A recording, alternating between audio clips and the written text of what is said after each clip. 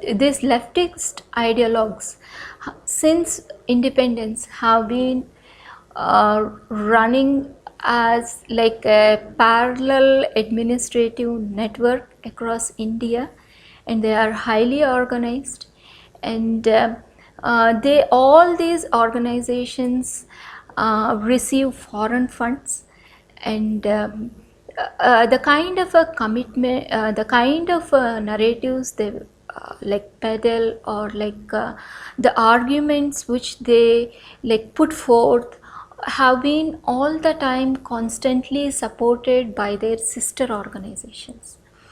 But just as I said, like Jammu Kashmir organization, which has been strengthening the aspirations of Kashmiri separatists, they have in the sense a greater influence in like shaping the opinions of Kashmiris.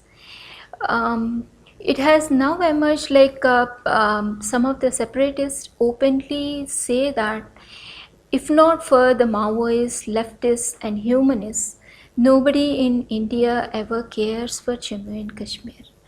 Despite government allocating so many resources, none of these things are acknowledged, or even like that sense of a belongingness to India has been slowly cut off, or being gradually eroded off their minds by these kinds of organizations.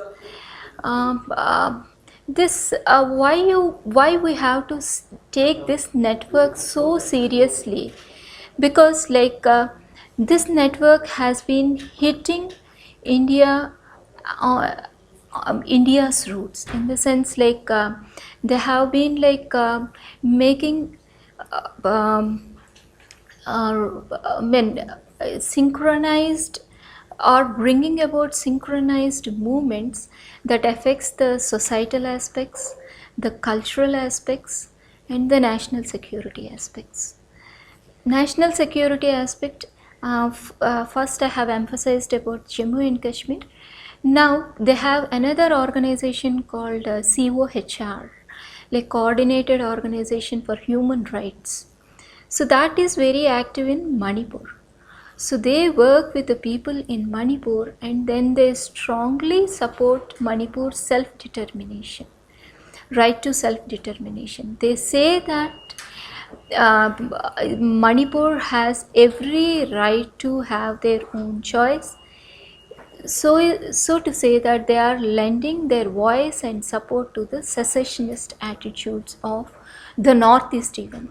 They openly condemn government for killing this Kaplan group of NSC and militants, and they even urge people to protest against various developmental activities or construction of dams, especially saying that it's going to affect their livelihoods.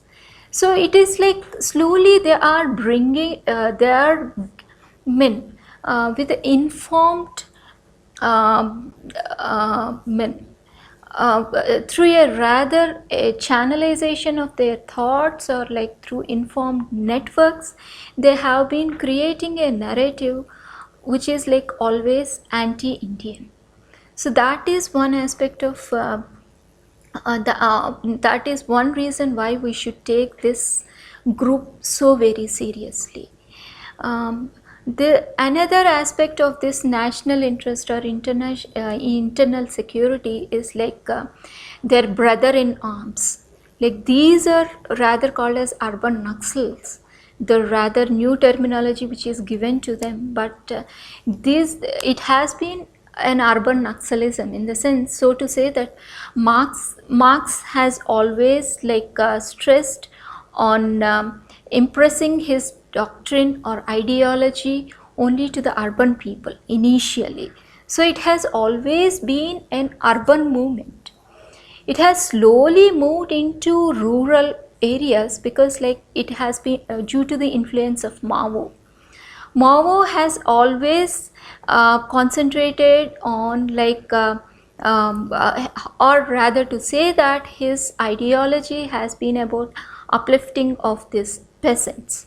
So it has been a rural, mostly it is focused on a rural network.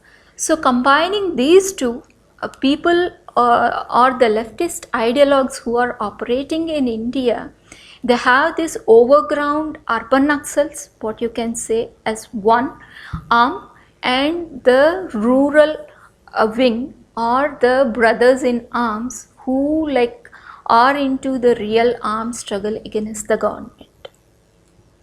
So they are no different, they are like very much interlinked.